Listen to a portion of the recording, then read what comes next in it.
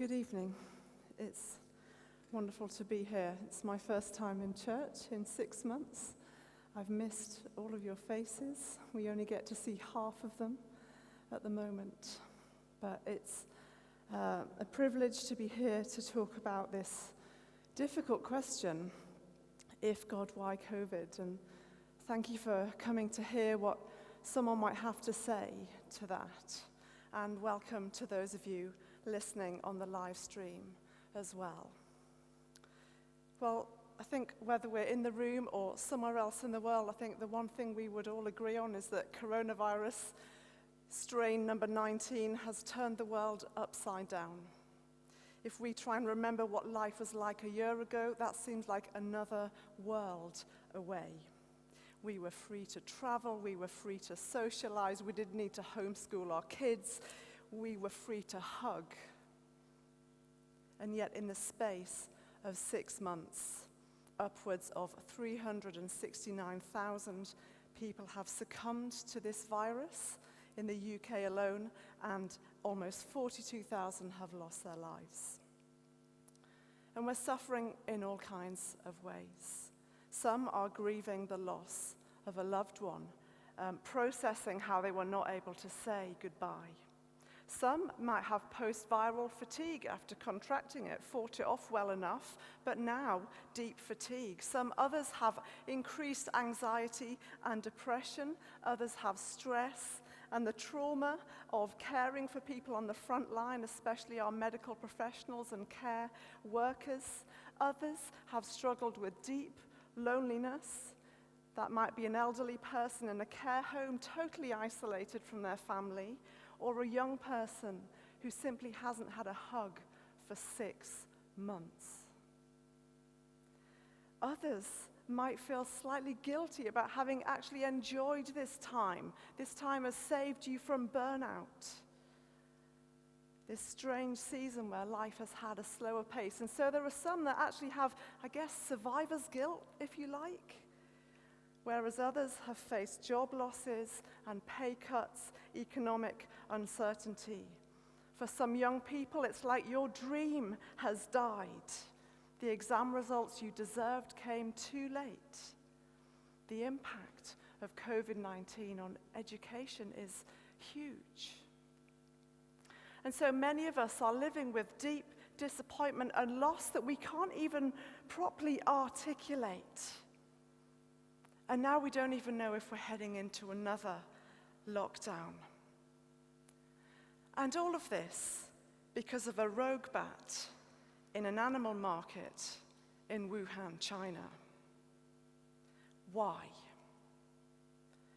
If there are deadly, why are there deadly viruses that bring the planet to a halt? And if God exists, why do global pandemics happen? Well, this is a deep mystery. There are no easy answers. I don't have all the answers. I don't even have a few. Suffering is the hardest question of all. It is possibly the biggest barrier to faith in God. If someone is going to decide not to follow God, it's usually because of some experience of suffering. And when we think more broadly about the different kinds of suffering in the world, part of the answer that a Christian might normally give is relating to human freedom. Humans are free beings, and we can bring about good or harm in the life of someone else. And this partly explains some of the suffering in the world. People can be cruel to each other as well as kind. And this partly explains our suffering. But it doesn't help us with this question, if God, why COVID? Because surely suffering due to COVID is because of forces beyond our control, nothing to do with people or their actions. And some have decided that because of pain and suffering, God does not exist. This is just the way the world is. And instead, we look to the sciences to understand COVID. Well, what do the sciences tell us? Well, they tell us that most viruses are not harmful. In fact, most are essential for life. If we were to get rid of all the viruses on Earth, we wouldn't survive for long. You see, viruses play a vital role in maintaining ecosystems, in controlling levels of bacteria, and even protecting against some other more harmful viruses. There are millions of viral types floating around, and only a handful are harmful to people. Most scientists think 1%, and that's a very conservative number. And so scientists would say, well, look, millions of types floating around. By chance alone, occasionally a deadly strain is going to arise. We also can't rule out the role of people in propagating this virus, how wet markets and the mistreatment of animals are a breeding ground. We also mustn't overlook the wonders of the human immune system, and early figures are showing that 97 to 99% of people are able to fight off this virus. Sometimes we lose sight of that in the kind of the day-to-day of lockdown and trying to figure out life today. We also know, though, that our susceptibility to disease has both a genetic component and is related to lifestyle. Our quality of sleep, our diet, and our physical fitness all impact our immune system and our ability to fight off this virus. And so the sciences tell us a lot. And Christians, atheists, agnostics alike would accept and welcome and may have even contributed to some of this scientific understanding of viruses and what they do and don't do in the world. They beautifully describe how the world is, how viruses are. But they don't answer our why question. They don't answer the question we've come to hear about tonight. In fact, some would even say there's no point asking why, because there's no one to ask.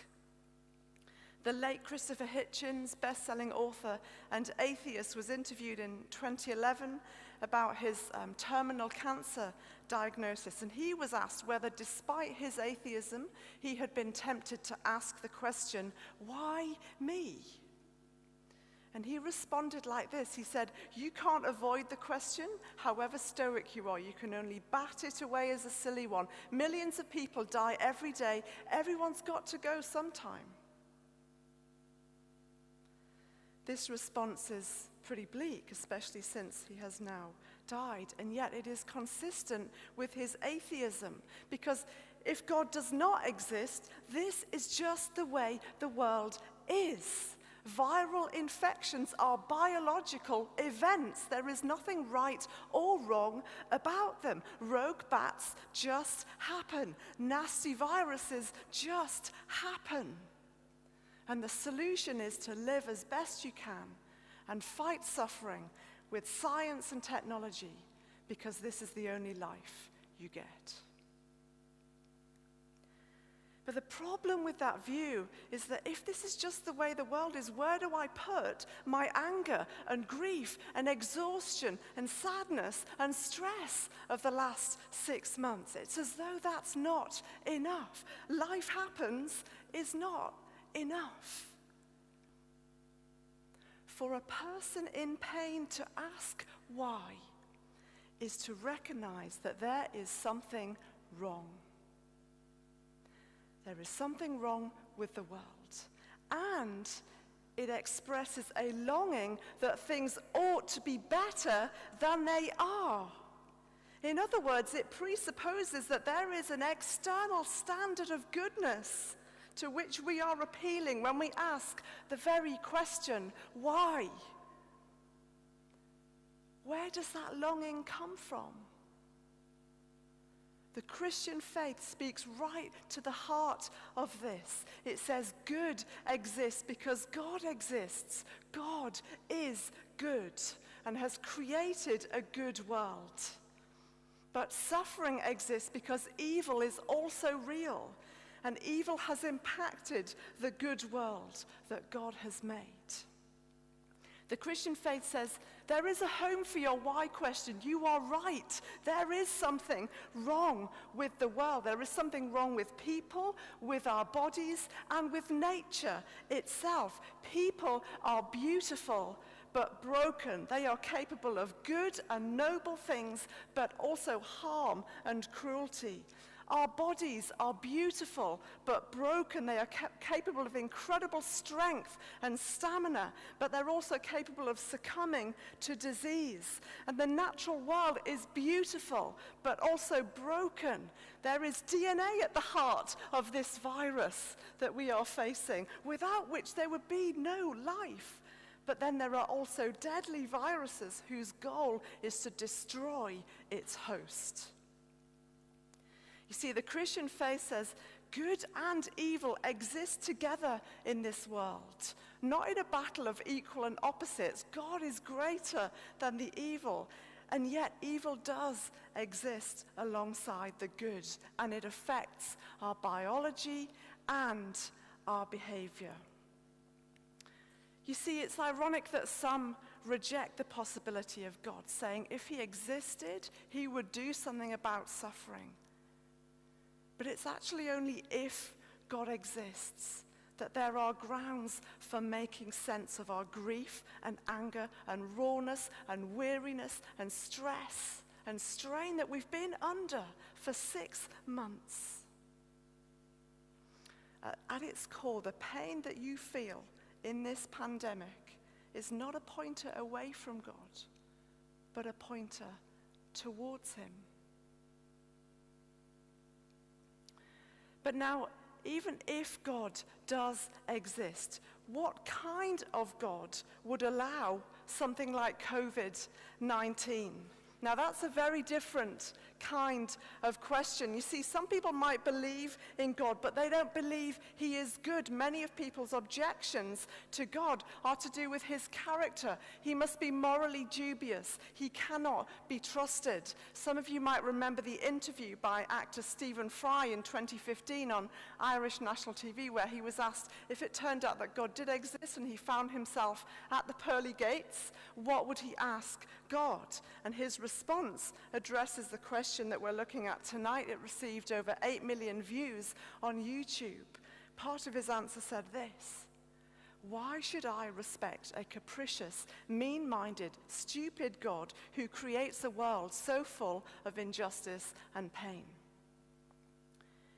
Is that the kind of God that Christians believe in? A mean-minded, capricious, stupid one that creates a world full of injustice and pain? What kind of God are we talking about? Is it one that has made this world and then sits back and watches us all flounder trying to figure it out? What kind of God are we talking about? Well, firstly, we're talking about a God who has not left us alone in this messed up world. He loved us enough to become one of us.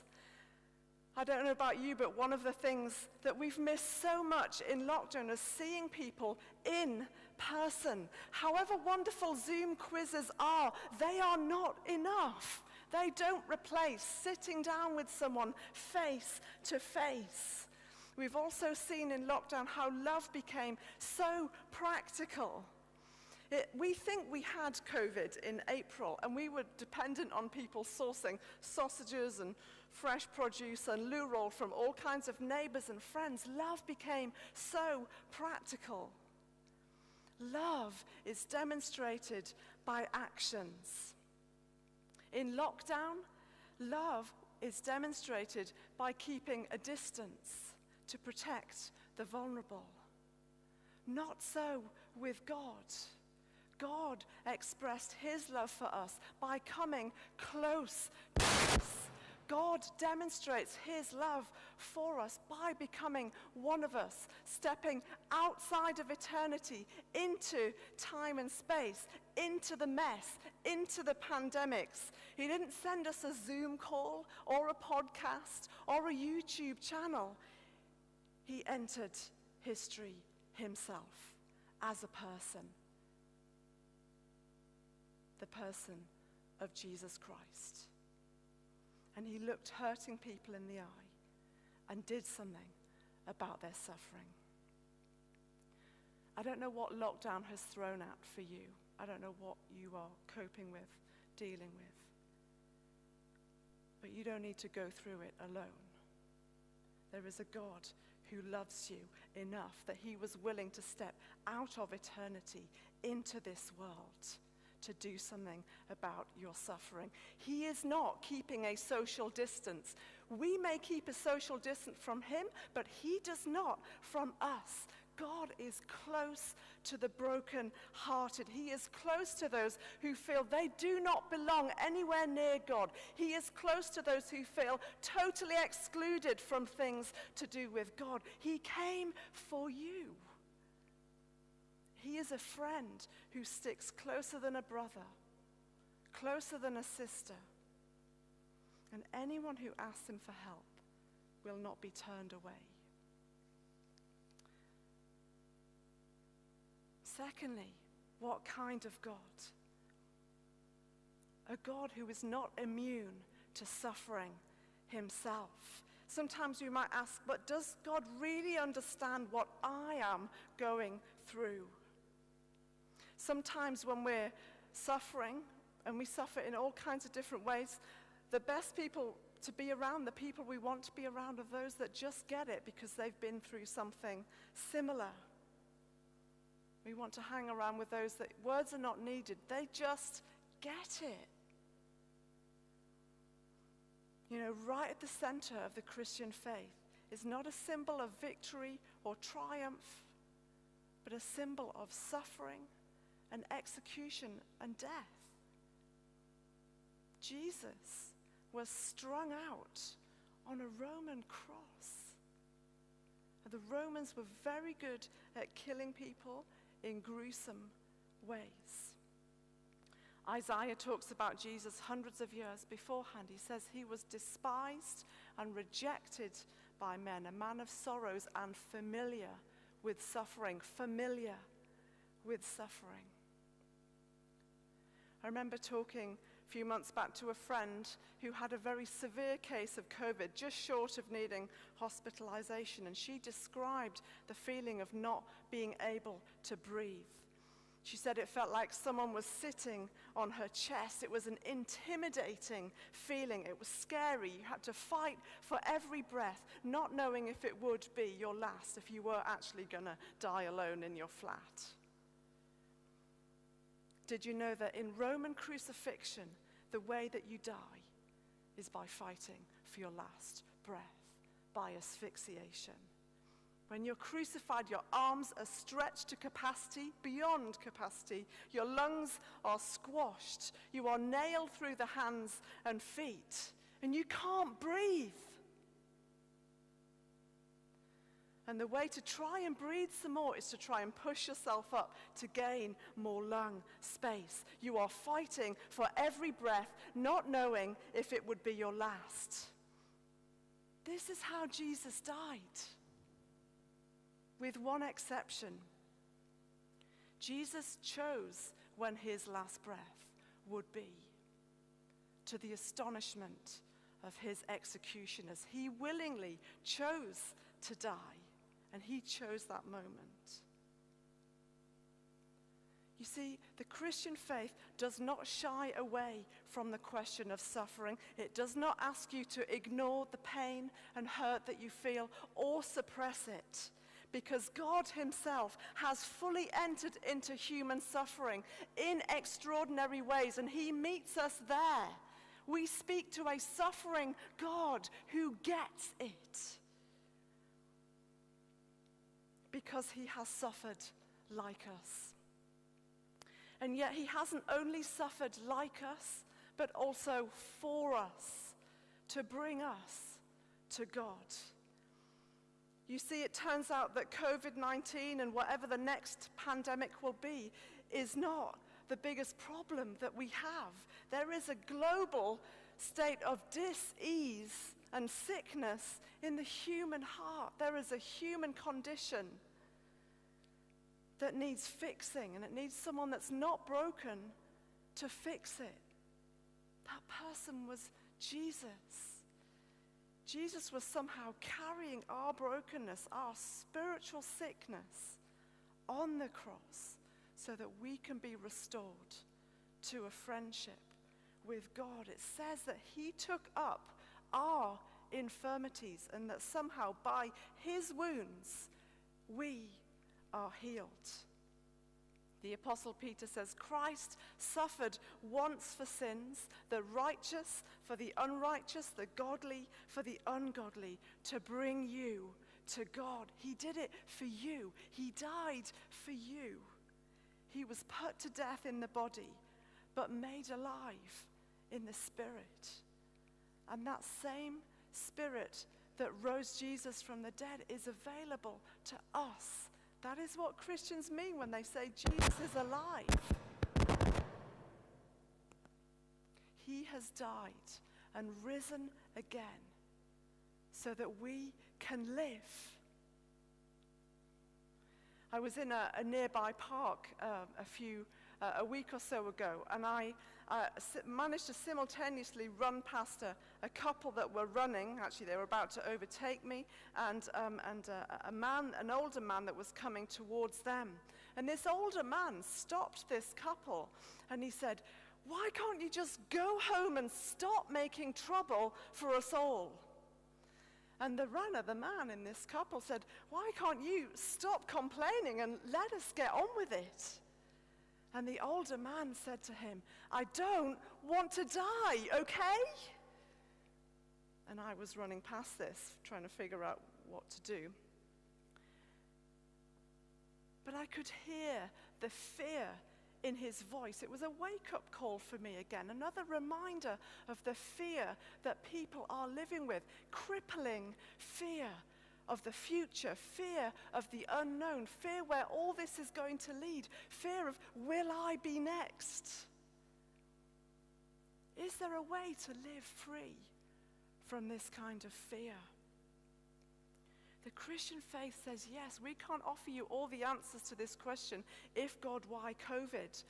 But there is a way to live free from fear by joining hands with the one who has conquered your worst fear. He has been to the grave and back again, and he says, it'll be fine. Even if your worst fears come true, I will be with you. He says, I am the resurrection and the life. Whoever believes in me will live, even though they die.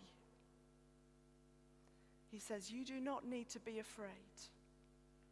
Put your hand in mine and let's walk this together. You might also ask, but great, but why doesn't God do something tangible today? Well, this same God is not inactive today in the face of suffering. We're talking about a God who is intervening all the time through the work of medical professionals, care workers, scientists working towards a vaccine, neighbors bringing food and mowing lawns. These are people not just showing expertise and compassion, but being the very hands and feet of God to a hurting world. You know, in terms of healthcare, we're so used to the fact that it's just so natural and obvious that if someone is unwell, of course they should receive medical help. But this has not always been the case. You know, there have been a number of epidemics through history, and some of them were in the ancient world. And the dumb thing in the ancient world, if an epidemic hits, is to get as far away as you possibly can. If you have the means, you leave the city, you go to the countryside, and you leave the ill and sick and dying to their fate. And sickness is also punishment from the gods, and so you're somehow getting what you deserve. But when the church was born into that setting, their response to the sick and dying was very different.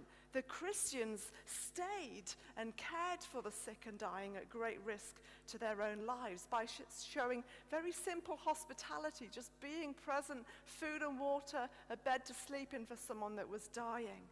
Hospitality to the sick is where we get our word hospitals from. The basis for doing this was that each person was made in the image of God and therefore had inherent dignity and worth. And sickness is not a punishment from the gods. It is a product of living in a broken world, and therefore people should be helped.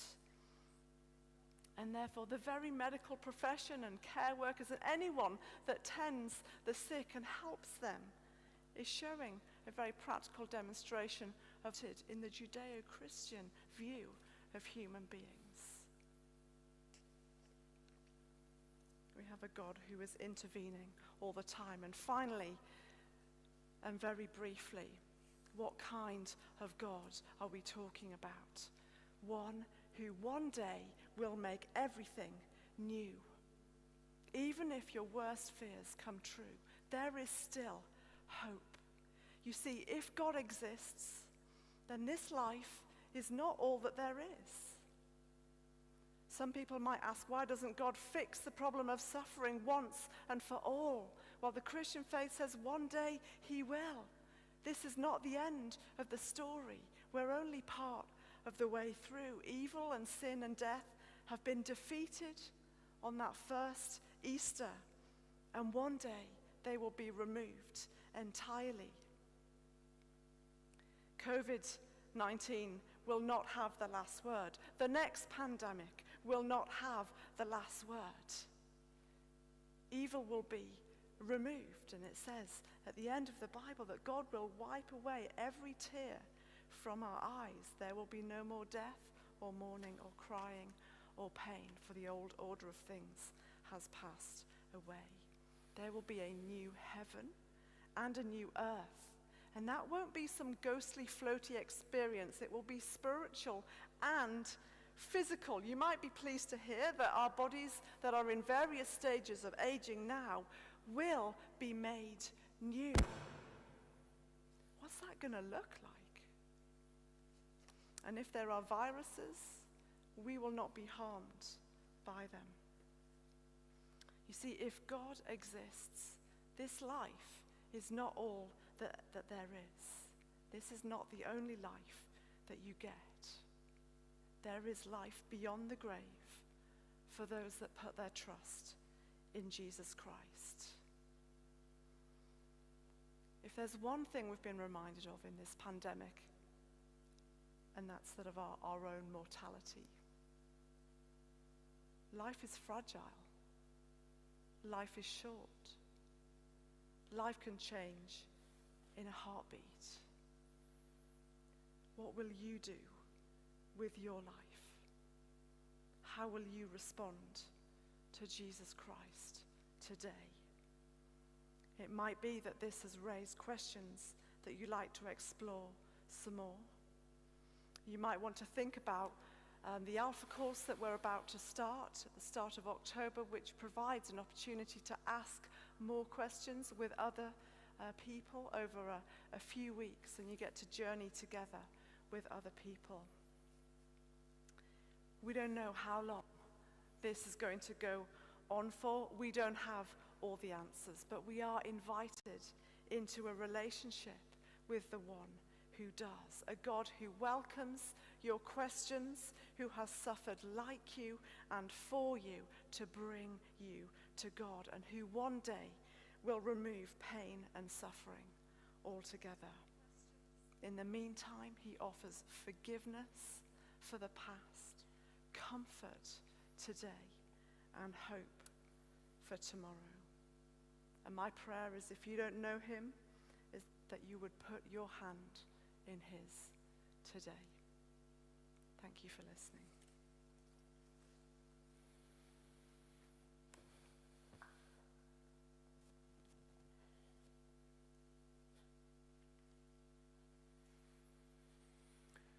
Sharon, thank you so much for what you've shared. There's so much in that, and we'll get on to a time of Q&A in just a moment. I want to start by saying sorry to those of you watching on the live stream.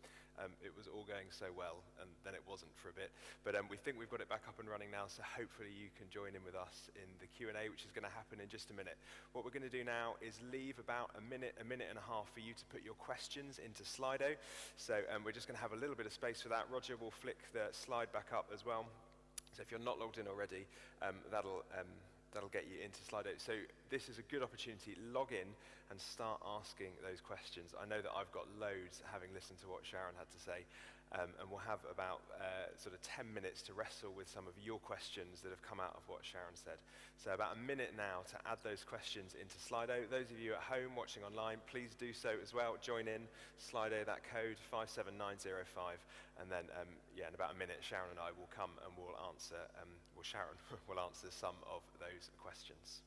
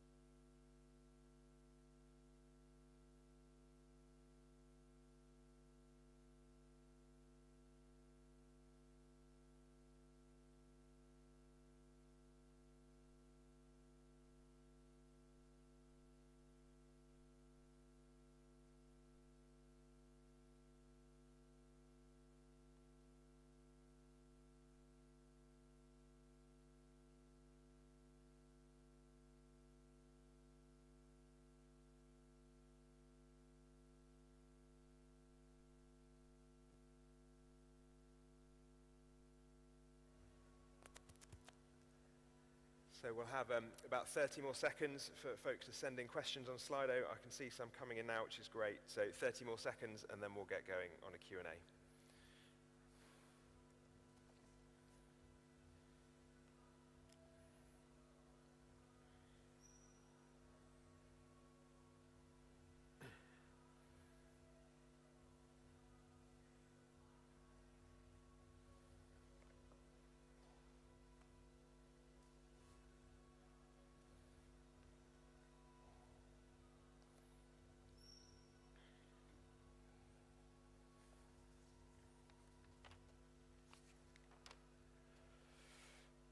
Okay, we'll get going because we're a little bit behind schedule just because of all our technical hiccups. So let's get going. Thank you for those of you who've sent in questions. Please do continue to send them in.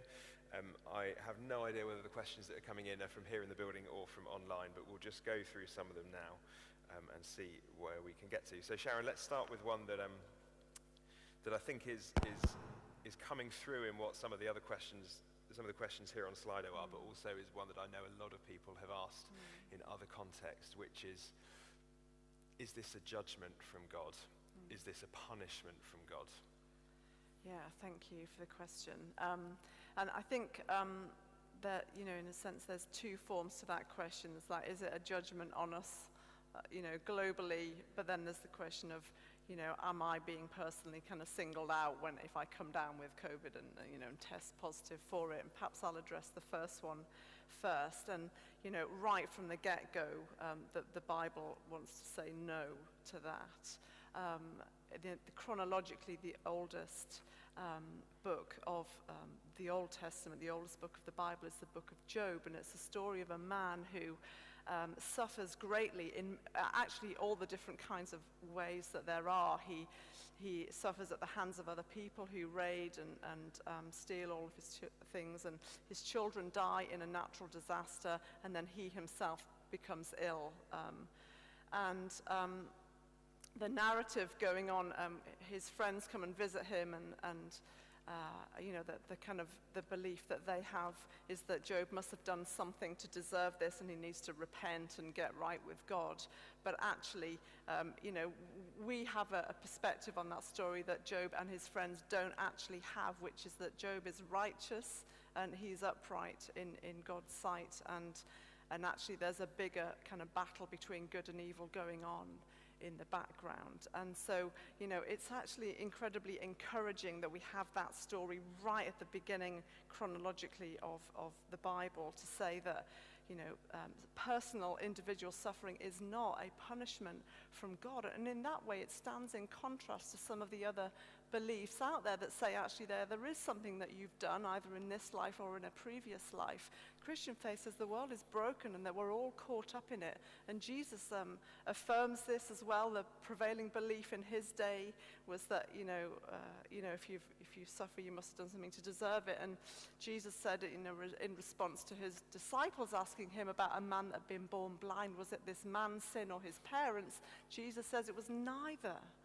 And this happened, and this is where the mystery is, so that the power of God can be displayed in his life. And we see that God can use suffering, but it's not the same as saying it's him punishing you for that reason. And the same would go for the sort of more global judgment. I think we've had, you can get into a lot of kind of deep water by trying to pronounce judgment on a nation or a part of the world for a particular sin that they've committed. And I think when you start to look at the details, you say, well, look, all of these innocent people are somehow paying for this kind of gross sin that these other people over here have done. That doesn't sound like the God of Christianity. And Jesus again addresses that in the New Testament.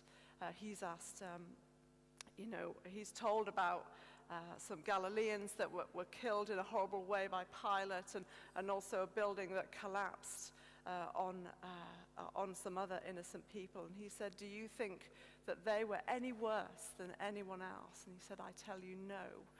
And then comes some really interesting words, but unless you repent, you too will perish. And he says, look, these big events and natural disasters are not a judgment from God to us, but they are a pointer again to the fact that we are frail, and that there will be a judgment one day, actually at the end of the age. There will be justice, ultimate justice. And so it's a reminder that that day will come, and are we right with God? Are we living in a right way such that on that day we can stand with Jesus and be brought through it? Yeah, thank you, Sharon, for that. So I'm going to try and condense a few questions into one now, and I think they probably follow on a little bit from what you've just been saying, but there's a few people asking a question which is effectively, God knows what it's like to suffer. He's with us through our suffering. He's alongside us through it all. Christians hold to that truth that he will make all things new. The question is, why doesn't he just fix this now? So, with coronavirus, why doesn't he just stop it? Yeah, that's a great question that, I'm not sure that we have an answer to that, other than to say that God has intervened and he has taken the wind out of the sails of evil, and one day will remove it. And in the meantime, he is active in the process, and we live in a world in which good and evil are at play, and this is another reminder of that. There are many different ways in which that kind of manifests itself, but there's something about sometimes he does allow things to happen, and it's certainly been the case historically that in times of kind of national crisis, a bit like the one that we're facing now, that can be a little bit of a wake-up call for people to ask, okay, what is my life really for? What is this all about? And to really actually ask some big questions. And sometimes God does allow these things to happen. That's not the same as him saying he's causing it or he's punishing or judging, but he does sometimes allow things to happen in order for us to really kind of ask important questions that make us right with him. And obviously for those that already know him, he is kind of present and walking with us through it. But it's mysterious, I would say. So this is a question that I think for a lot of people, Christians and non-Christians, probably cuts really close to the discussion I think we're talking about this evening. Even if God suffers, and we've talked about God suffering and knowing suffering, and in Jesus suffering himself, how does that help us in our suffering today? So it helps me, if I talk about myself, that when I bring my suffering to God, I'm not bringing it to a God who just sympathizes and says, there, that's nice for you. But actually I bring it to a God who actually knows, and also doesn't ask me to ignore my pain. There are some beliefs in the world that say, what pain is something that you need to transcend. It's actually only part of your journey. If you take some of the kind of Eastern philosophies, some forms of Buddhism say that, pain and suffering is something that you need to supersede. And it's only the fact that you suffer, it's only part of the way along to the journey of enlightenment. You need to transcend self, forget suffering, and merge with the great consciousness of the universe, which is impersonal, not personal. But the Christian faith offers a God who is person, who knows what it is to suffer, and it says, your questions have a home with me. And so let's walk this together. I can give you strength you didn't know was possible, comfort you didn't know was possible. I forgive you if you want my forgiveness for the things that have separated me from you, then that is available because I have suffered. And so there's something about, God not necessarily giving us all of the answers, but he offers us himself. He offers us a relationship, and that is utterly radical, and I don't believe you find that anywhere else. It really sets the Christian faith apart from all the other options. Yeah. So you very generously answered that from a more personal perspective, and I wonder if I can just ask another question. It helps us take these big questions and actually ground them in what it's like for us as individuals. Where are you seeing God at the moment? And for others of us who are possibly asking the question, where is God in this? How can we see what God's up to at the moment? Yeah. Because you've talked about God, always acting, always being part of what we're doing here. What have you seen him doing? Where have you seen him acting? And how can we see that as well in what's going on? Well, I think that a number of different things I could say. I see him, actually, I don't necessarily think it was such a terrible thing that we slowed down. I have talked to a number of people that feel like that actually saved them in some ways. And so, eliminating hurry from our lives enables us to then think about the things that we perhaps do suppress and quash in our busyness. And other areas that I've seen him at work is because we've slowed down, we've got more time to think about the people around us. I think in our 21st century age, we're all kind of commuting and doing our thing, and actually neighborhoods have come alive a bit, I think, in this season, and being able to kind of interact with neighbors, seeing friends interact with neighbors again in those very practical ways. Neighborhoods setting up, group WhatsApps so that they're now more in touch than they were before. I think it could be that we've become less individualized and a little bit more integrated. I was certainly more dependent on other people when we couldn't leave our house for 2 weeks. If my neighbors didn't bring me, coffee and things like that, I would have been gibbering wreck, So, so I think those things. Okay, probably just a couple more. So let's just try and squeeze maybe 2 more in. So there's someone asking. So there's a part in the scriptures in John's Gospel where Jesus talks about giving us life to the full, and the question is, what does life to the full look like? I guess in this season, because as the question says, that the new normal that we're living in, yes. I guess at times doesn't always feel like life in all its fullness. Yes. I think as Jesus would understand that to mean. So have you got any reflections on? Yeah, I'm sure I don't have the definitive answer on that. But I think, again, it comes down to the fear question. It was my daughter Abby that told me a quote from Call the Midwife, which we quite enjoy watching. A little secret there. That you have a choice. You can either make decisions out of love or fear. And if I look at my life, I think, okay, how many times am I making a decision out of fear? And actually, the thing that's on offer to us, the thing that Jesus really died for, and that has particular relevance in this situation, is that we don't have to live with fear if we don't want to, because there is a way to actually bring that to God. That's partly what prayer is. Prayer sometimes has words, sometimes it doesn't. But it's actually just, talking to God about how life really is and asking him for help and asking for his love to drive out fear.